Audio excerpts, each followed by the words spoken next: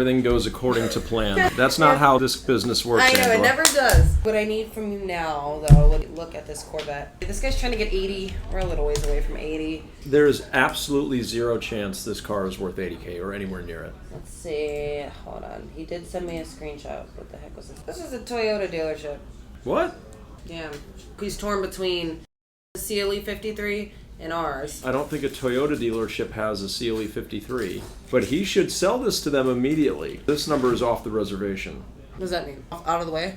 No, it's just not based in reality. It's a 24 Corvette 3LT convertible, okay? AccuTrade number is 747. Yeah. Right? And that's... There's 160 of them for sale in the country with median miles of 3,500, median price of 81,900. He's got 9,200 miles.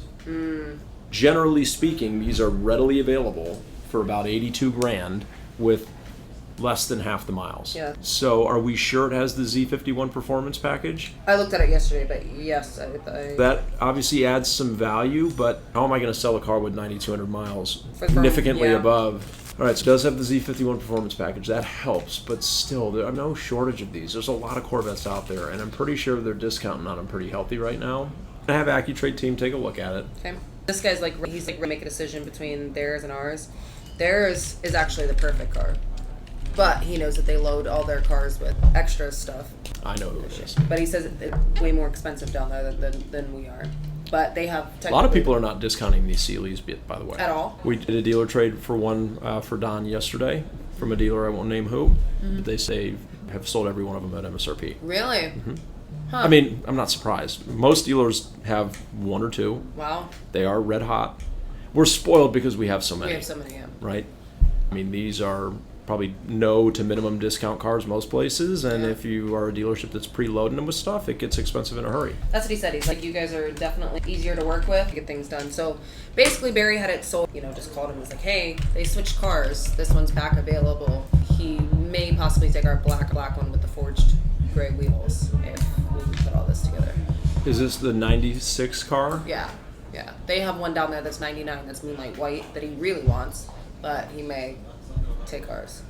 Why does he want the Moonlight White one? The black forged wheels and massage seating, and he says the massage seating for his wife is it is nice to have for her. She has a bad back. So, yeah.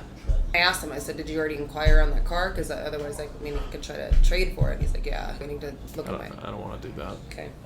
Better deal is going to be on an in-stock car. Okay. Yeah. Those massaging seats are pretty uncommon on these. Yeah, and that's why he's saying that that's the perfect car.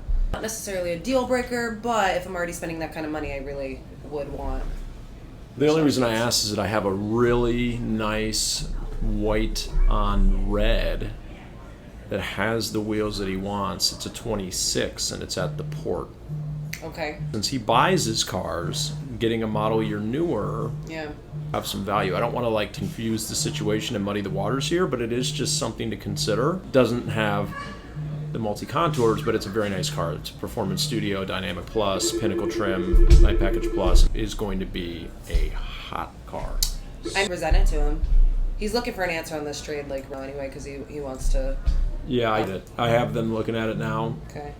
I just am having a hard time understanding where that 80 grand number is coming from. That Toyota dealership is considering what I see for other comparable market data out there. Yeah. There's nothing that indicates that it would be that. Okay. It's just a lot of miles by comparison, but let's see what they say. All right, so Angela, they think the car's on the money. I think it's worth a little bit more, so I'm at 77.2. Okay. Don't see 80.